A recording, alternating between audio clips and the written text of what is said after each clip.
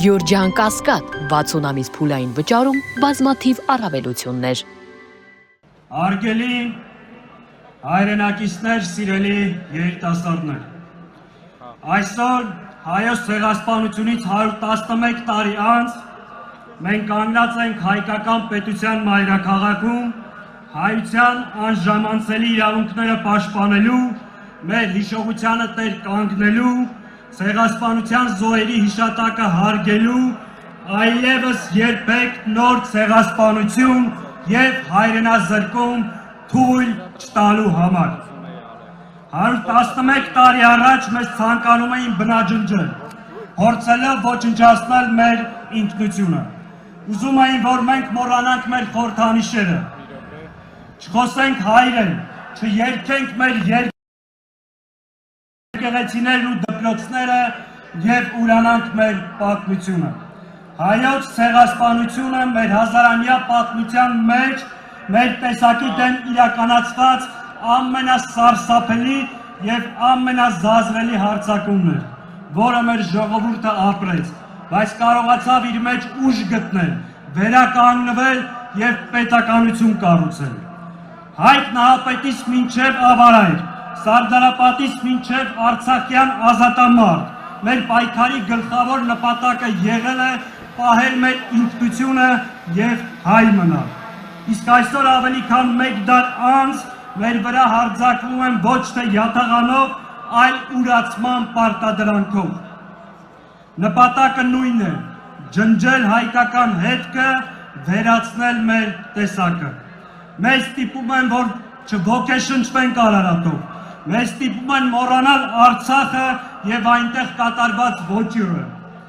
Մեզ ստիպում են հրաժարվել մեր պետության ծննդյան վկայականից, անկախության հռչակագրից։ Եվ սա կատարվում է այն ժամանակ, երբ Արցախում ոչնչացնում են մեր եկեղեցիները և մեր եղբայրները գտնվում են Բաքվի բանտերում և փաստացի շարունակվում է ցեղասպանության քաղաքականությունը։ Եվ այս ամեն ինչը արվում է այս շենքում նստած հանցագործի Փաշինյանի մասնակցությամբ և մեղսակցությամբ։ Մեզ համատեղ ուժերով փորձում են սպառնալ, ստիպել հրաժարվել մեր իրավունքներից, բայց մենք գիտենք պատմության դասը։ Նա, ով հրաժարվում է իր անցյալից, կորցնում է իր ապագան։ Նա, ով զիջում է հայրենիքի մի մասը, հույսով, որ կփրկի մնացյալը, թշնամուն տալիս են մեզ բնաջնջելու հնարավորություն։ Նա, ով լռում է սեփական սրբավայրերի ավերման մասին, լռությամբ դառնում է գործիք, իր ինքնության դեմ պայքարում։ Նա, ով փորձում է սիրաշահել թշնամուն, ուրանալով նահատակների արյունը, կորցնում է դաշնակիցների հարգանքը և մնում միայնակ ոճրագործի դիմաց։ Նա, ով հավատում է, թե ինքնության հաշվին կարելի է անվտանգություն գնել, ստանում է նոր գաղթի ճանապարհ։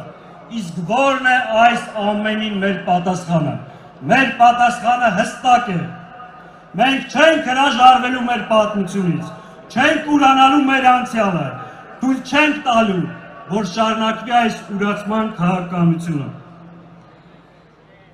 Արարատը մեզ համար վտանգ չէ, այլ ոգեշնչման աղբյուր։ Ազգային հզոր բանակ ունենալը պատերազմի հրավեր չէ, այլ խաղաղության միակ իրական երաշխիքը։ Սիրելի հայրենակիցներ, մենք ցեղասպանության միջազգային ճանաչումը պահանջում ենք ոչ միայն անցյալի, այլ նաև այսօրվա ու ապագայի համար։ Եթե աշխարհը չի ճանաչվում երեկվա ոճիրը, դա լեգիտիմություն է նոր ոճիրների։ Ցեղասպանության ուրացումը կանաչ լույս է ցեղասպանության համար։ Հետևաբար, սատարել հայոց ցեղասպանության միջազգային ճանաչմանը նշանակում է սատարել և պաշտպանել մեր անվտանգությունը։ Սիրելի երիտասարդներ, ուրեմն ջահերով այս երթը պատասխանը մեզ պարտադրվող ուրացմանը, նահանջին ու լռությանը։ Մենք ասում ենք, որ հաշտ չենք այս իրավիճակին, որ չենք պատրաստվում զիջել մեր իրավունքները, որ չենք պատրաստվում նորից հանձնվել Թուրքիայի եւ Ադրբեջանի գտասրտությանը,